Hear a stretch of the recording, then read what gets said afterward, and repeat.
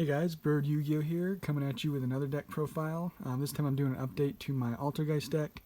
Really fun, budget-ish deck that is still going to be very competitive this whole format, and even into Master Rule 4. So this is going to be a very good deck moving forward. So yeah, if you guys like this kind of stuff, deck profiles, test hands, stuff like that, go and subscribe, and we'll get right into this one. Starting off with Multi-Faker. It's your best card in your deck. That's why they limited it to one. Still highly playable deck with this at one, because there's many ways of getting this to your hand. But there's a reason it was put to one. I mean, it's too good. It's a really good card. So basically, all it says, if this card is in your hand, if you activate a trap card, you can special summon this card. And then you special summon Altergeist from your deck. And most of the time that's going to be Siliquidous, so you can get an interruption on your opponent's turn, but it changed to the activation of a trap card. So you can even, for like counter traps, you can activate a counter trap. Once that resolves, then you can activate Multi-Faker from hand. So it doesn't matter that it's a counter trap or anything. 3, Milliseek. This is by far your best way of easily getting to Multi-Faker, because if this is sent to the graveyard, you just add one Altergeist monster from your deck to your hand. It can attack directly, and when it inflicts battle damage, you can target one card your opponent controls and send it to the graveyard. So that's a good effect as well, but mostly you're just going to want to be linking this away to get your Multi-Faker to hand most of the time. So very good. Marionetter, another really good one. If you don't open up Milliseek, this is going to be your next best option for a normal summon, because when it's normal summon, you can just set one Altergeist trap directly from your deck, and then you can target one Altergeist card you control and one Altergeist in your graveyard, send the card on the field to the graveyard, and if you do, special summon the other one. So it's got a couple effects there. Siliquidous is a very good one. It's got a quick effect when it's on the field. You can return one other Altergeist card you control, then target one card your opponent controls and return it to the hand. And then if it is sent from the field to the graveyard, so linked away or something like that, you can target one Altergeist trap in your graveyard and add it to your hand. So very good card. Again, like I said, you're mostly going to want to be special summoning this off of Multi-Faker. And we're mostly playing 2, just in case you happen to draw one. You still want to be able to get one on the field with Multi-Faker most of the time. And then the last Altergeist card we play, or monster we play, is Conquery. When your opponent's monster declares an attack, and you control an Altergeist card, you can special summon this from your hand, and you negate the attack. And then, if this card is special summoned, you can target one face-up card your opponent controls, negate its effects, while this monster's face-up on the field. So very good card, just for kind of slowing the game down, letting you get your plays going. So that's the small Altergeist engine. And then since it is such a small engine there, you could play some hand traps very easily. So we're just playing 3 Ash Blossom, and I decided to go with 3 Ghost Ogre. Just 6 hand traps. That's kind of the rule I'm going with this deck, because you still do like to play a lot of traps. So spells, fairly light on the spells, but we have some pretty important ones. Pot of Duality, I play at 2. You can always bump it up to 3 if you want. You just can't special summon the turn you activate this card, but that doesn't matter most of the time, because you're basically getting cards from your deck that you need. And then I decided to go with 2 Spellbook of Knowledge. You just send to the graveyard 1 Spellcaster monster, and then you just draw 2 cards. So, say you normal summon Milliseek, you can then activate Spellbook, send this, draw 2, and then you're going to get your search of Multi-Faker off of Milliseek as well. So I thought just having a chance of opening that up is very good. Then I like this tech of Secret Village, because if only you control a spellcaster monster and your opponent does not, they cannot activate spell cards. So that's very good. 1 terraforming to search it out, 1 for 1. That's your way of getting to Mellowseek again. Very, very good card. And then Monster Reborn, because with you linking away some of your stuff to the graveyard, Monster Reborn does come up every now and then. That's it for the spells. Traps. The best one for Altergeist. It's too bad it doesn't have Altergeist in its name, so you can't search it off of Marionetter. But it's an amazing card. Which once per turn, you can shuffle one other Altergeist card from your hand or face up on your field to the main deck, and add 1 Altergeist monster from your deck to your hand. So, again, another way of easily getting a multi-faker. There's not a problem that it's at 1. This deck is still very, very good. 2 Protocol. This one just states the activation and effects of Altergeist cards on your field cannot be negated, and then when your opponent activates a monster effect, you can send 1 other face-up Altergeist you control to the graveyard and negate the activation and destroy it. So, really, really good interruptions there. And then just 1 manifestation. I believe in my last profile I was playing 3 Protocol and 2 manifestation. I cut down on them a little bit. They are so searchable. In this one, you just target 1 Altergeist in your graveyard, special summon it in attack position, and you equip it with this card.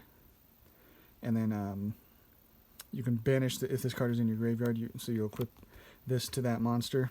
And when this card leaves the field, you destroy that monster. And then if this is in the graveyard, you can banish it, and then target 1 Altergeist trap in your graveyard and add it to your hand. So it's another way of recurring like your Protocol if your opponent gets rid of it or something like that.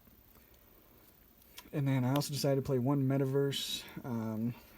It's just an easy way of getting Multi-Faker's effect off, and simultaneously activating Secret Village. So I felt it was necessary in this deck. It's very good. And then finally, playing the Solemn package, the new and improved. Got 3 Solemn Judgment, 3 Solemn Strike, and then the newest one, 3 Solemn Warning. So initially, you're probably thinking that is a lot of life points, but you're never going to activate all of these in one game. But if you do, basically, what's your opponent doing? They're not doing anything. If you're activating, heck, even 2 of these, but you can activate all 3 of these, and you're still not going to be at 0 life points. Same thing, all 3 of these you won't be at 0. All 3 of these.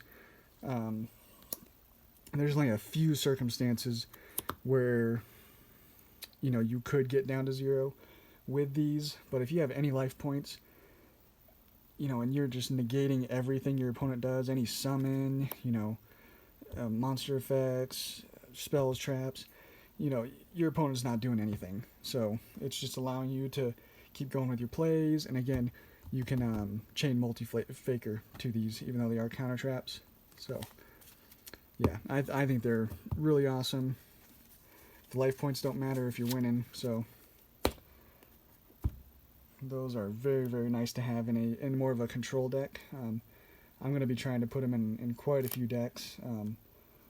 Like even ABC, I'll try to find a way of fitting, basically anything that has a smaller engine, like even like Solemn Great. I'm going to be trying to fit something like this in there, because it's so good. Just having all those free negates going first. They're easy side outs, so if you're going second, just side out 6 of them or all of them if you want, for hand traps and just other stuff for going second. Pretty easy to do that, so I really like them going forward. Extra deck, the most important, well, not the most important, but one of the better cards in your extra deck is Hextia. It just requires 2 Altergeist monsters.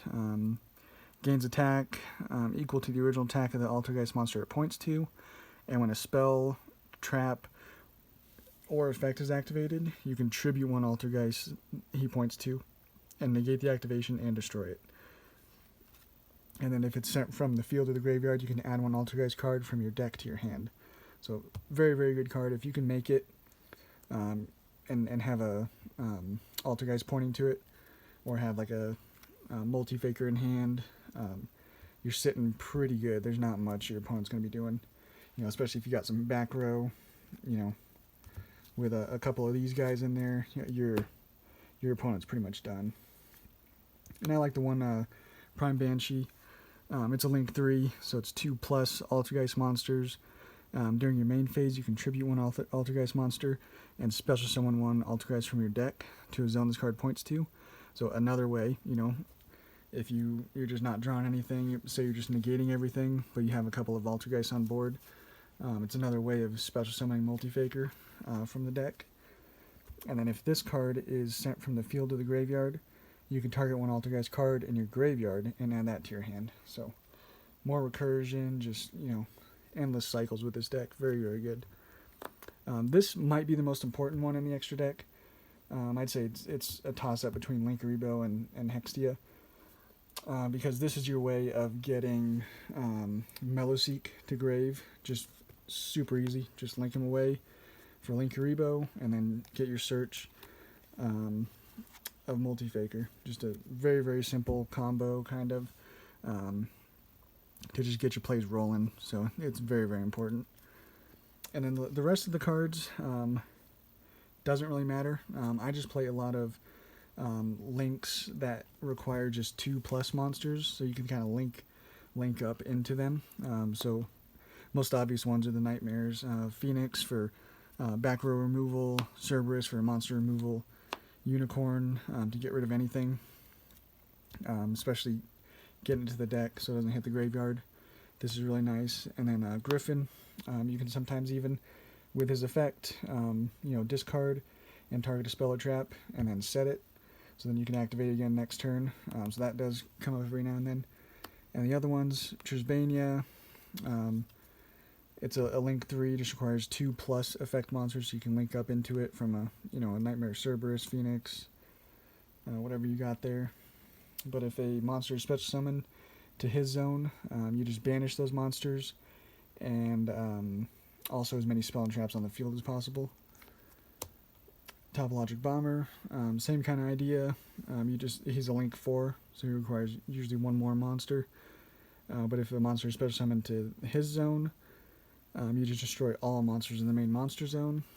And the last one we play is Borreload. I only have 13 in here, so you can play a couple more other cards if you want to. But like I said, the most important cards in the extra deck are these first 6 that I showed you.